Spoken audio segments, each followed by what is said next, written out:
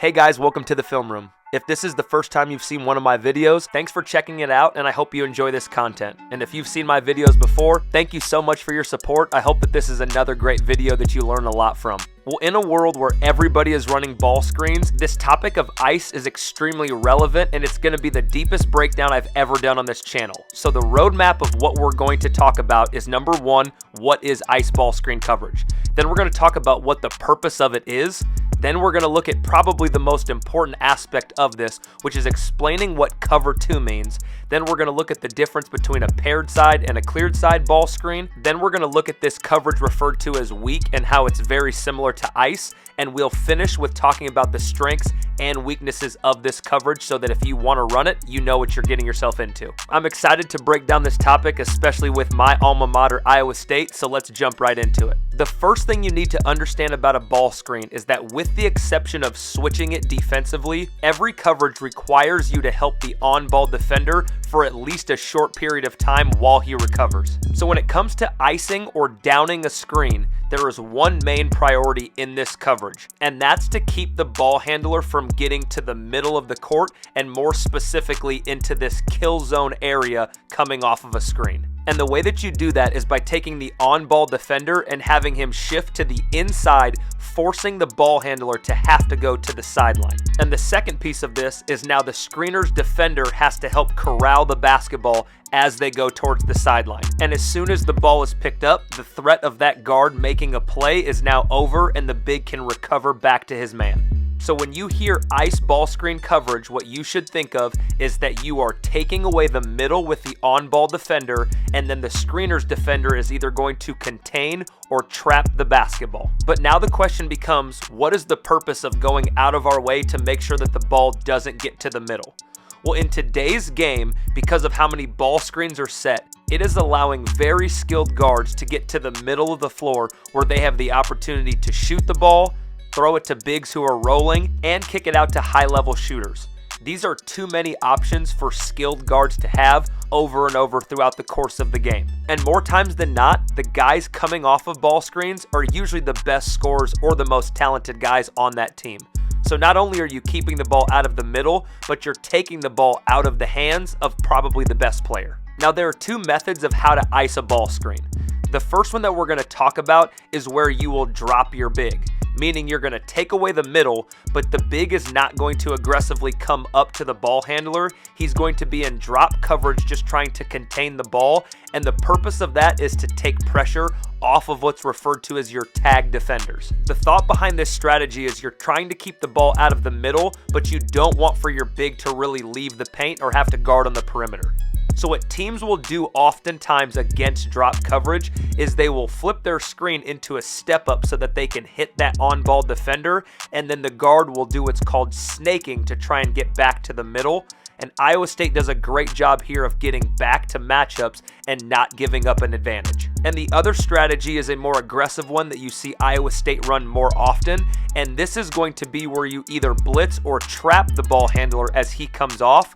The problem with this coverage is that it's going to put a lot of stress on these tag defenders because if the ball effectively gets out, they're usually going to be a man down, and that creates open shots once the ball is out. So what you're going to see throughout this video is there is a high reward for being aggressive in your ice, but there is also a high risk because this is going to put pressure on your cover 2, which is what we're about to break down next. If the ball is able to get out of that trap, you're at a disadvantage because you had two people on the ball, and this is where a lot of open shots will come from. So let's get into this concept of cover 2, which is the most important part of understanding this whole video. When you choose to ice a ball screen, especially aggressively, you are voluntarily putting two people on the ball, which means behind it you're at a disadvantage. You never want to help out of the strong side corner, so that leaves you with one defender who's going to take the screener and one defender who's going to be responsible for covering 2, which is why we use that terminology. Now there's different strategies for who should be the cover 2 man, and that's what we're going to look at next. Typically what teams will do against ice ball screen coverage is as they come off, they like to get the ball out of the trap as soon as possible. This is where Iowa State will often take their goalie or their low man to step up and take the big, and then this top tag defender will be responsible for playing cover 2. And in response, a lot of offenses will now cut that corner man because it puts stress on the cover 2 defender. What Iowa State does a phenomenal job of is ball pressure. By this defender pressuring the ball, it allows these 3 defenders to get matched up with the 3 offensive players as they're recovering. One of the main beliefs in this coverage is that 5 men, or the bigs who are setting screens, aren't going to make plays that are going to hurt you defensively. An example is in this possession, the goalie isn't even going to leave the paint or respond to the screener. He's going to allow the guy who's in the ice to recover back to his matchup once the ball is picked up, and now the cover 2 defender isn't ever put in a stressful situation, and as the ball gets swung around, everybody is matched up with their original matchups. Now, if you're wondering if the goalie should always be responsible for the screener, I believe the answer is no. I think it's situational on whether the big pops or whether he rolls.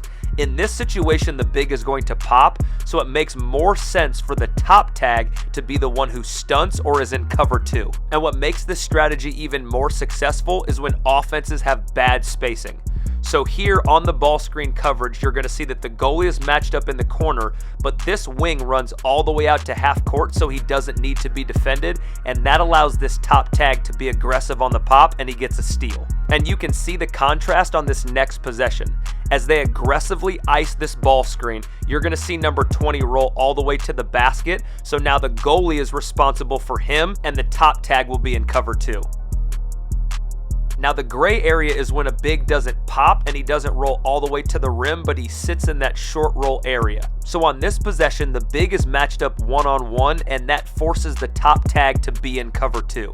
But because of where number 11 is standing outside of the scoring area, that lets this top tag be more aggressive, and that's why he's able to get this steal. And like we talked about earlier, in some situations based on personnel, Iowa State will oftentimes leave that big wide open because he's a non-scoring threat, and they will just stay matched up knowing that if he catches the ball in that area, he's not going to do anything productive with it, so why get into rotations? So now we're going to talk about the difference between a paired side and cleared side ball screen. Now, whether you knew it or not, every ball screen you've seen so far has all been a paired side ball screen, meaning that when the screen is set, there is a pair of guards on one side of the court and a pair of guards on the other side of the court. This is important because it means that on the back side, there will be one person to take the screener and one person in cover 2. And as we said before, you never want to help out of the strong side corner. Now, some of you might use different verbiage for these alignments, and that's perfectly fine. The important thing is understanding how it impacts your coverage. Now, the reason I call this a cleared side ball screen is because the strong side corner is clear. All 3 of the other offensive players are on the back side. And how this impacts your coverage is now the goalie is going to be responsible for the screener who's rolling. This top tag is going to be matched up one-on-one with the perimeter player. And this third defender, which I refer to as the plug, is now going to be the one in cover 2. Now, the reason these rolls are so important is because on this skip pass, the plug should close out to the ball. The top tag is already matched up with his, and there's no open shot. But because there was confusion on the skip pass, it turns into an uncontested 3 for the offense. So here's a great example of seeing both alignments in the same possession. As the ball screen is set, here's your ice coverage, and because it's a paired side, the goalie is preparing for the big to roll, and then this backside top tag is in cover 2. But as soon as the strong side corner cuts through, now you have a cleared side ball screen. So now the previous man in cover 2 is matched up at the top. The man who just cut through from the strong side corner is the goalie who's matched up, and this backside defender who was the goalie is now in cover 2. Hopefully I haven't lost you by now and you're starting to understand these rotations. So it's quiz time. I'm going to show you 2 possessions and I want to see if you can follow the animations.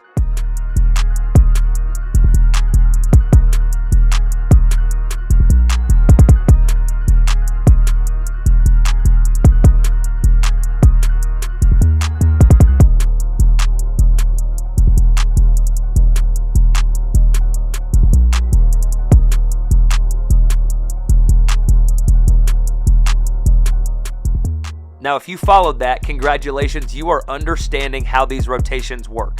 The biggest thing I want you to take away from this is that somebody is always going to be in cover 2 anytime that you're icing a ball screen. Now, just like we talked about with the paired side ball screen, if a team is picking and popping, the top tag needs to be the guy in cover 2 that's going to stunt at that big as your big is recovering. Now, the other thing you might have to do is what's referred to as full rotating.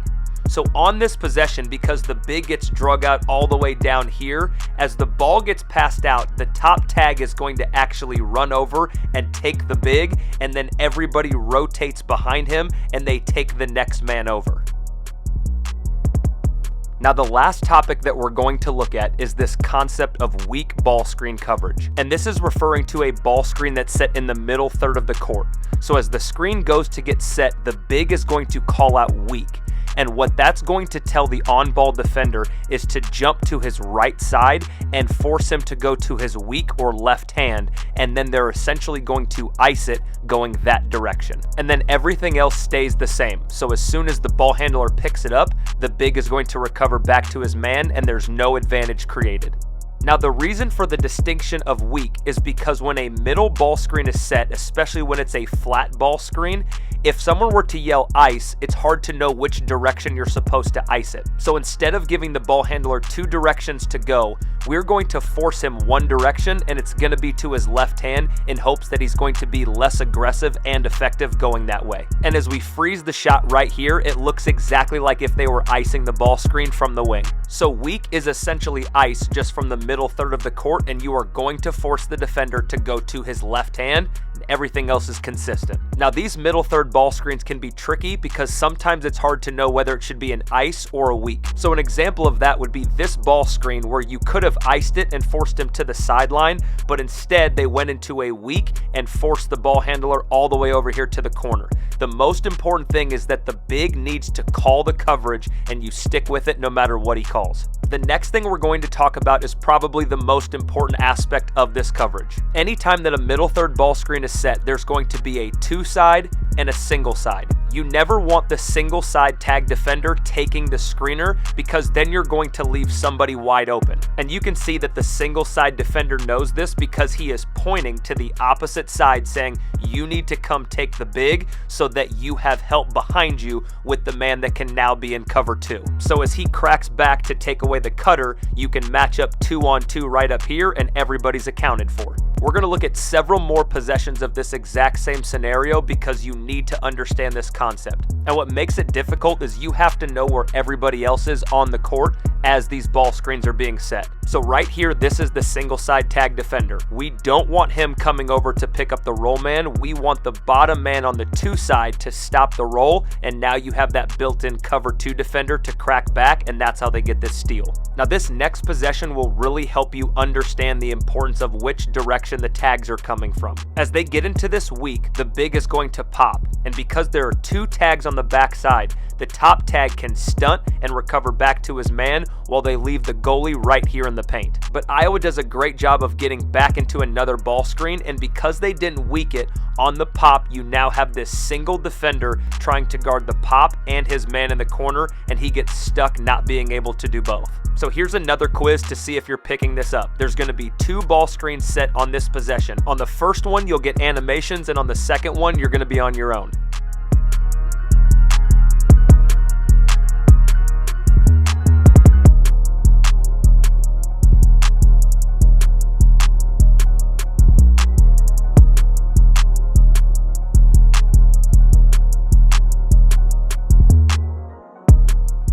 Now, if you struggled to pick those rotations up, I would encourage you to go back and watch this section again. Now, how we're going to finish this video is by talking about the strengths and weaknesses of this coverage. Outside of just being able to keep the ball out of the middle, the ball pressure that you're able to apply in this coverage is a huge strength. And because you know where the offense wants to go with the basketball, you can anticipate those passes, which typically lead to more turnovers and deflections. Now, over the past 2 seasons, Iowa State has been in the top 5 in the country for team defense, and it's in large part due to this ice ball screen coverage.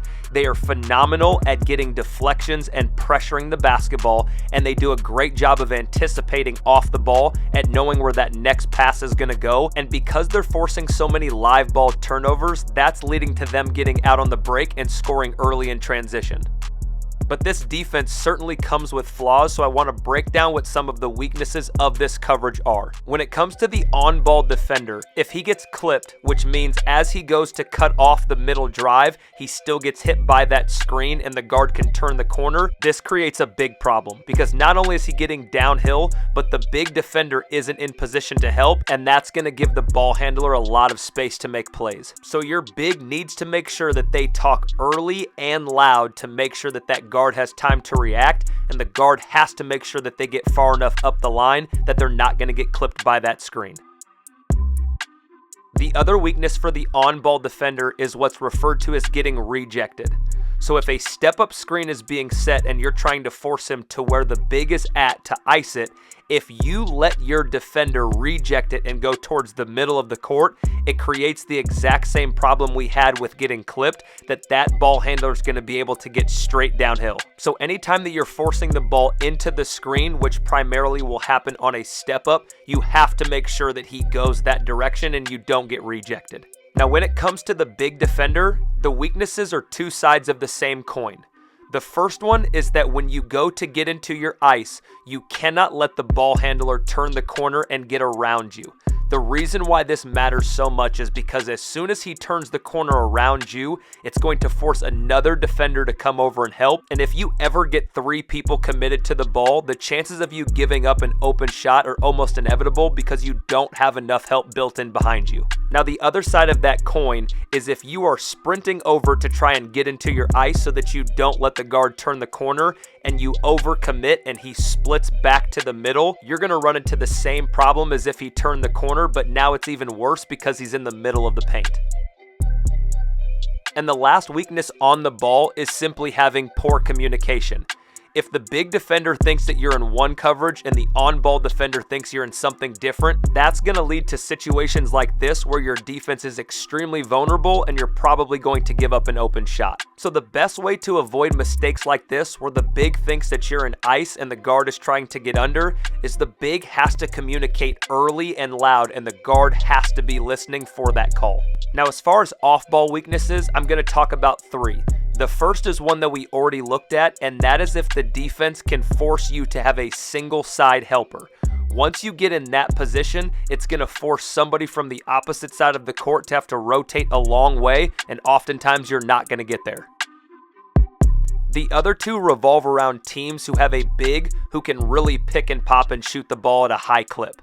The reason why is because your big is going to have to help in this ice, and if you maintain good spacing on the backside, it's just difficult for the big to recover and for the guard to stunt without giving up a shot for his man. And the last one is probably the scariest, and that's if a team can figure out a way to clear out the side and get into a pick and pop situation where they have all 3 of their other players on the opposite side of the court, so there is nobody left to tag. I know that this was a very extensive breakdown and I gave you a lot of information, but I wanted to make sure that there was no stone left unturned and you understood every aspect of ice ball screen coverage. If you have follow-up questions or there's another topic that you want me to cover, let me know in the comments. Thanks for coming through. We'll see you next time in the film room.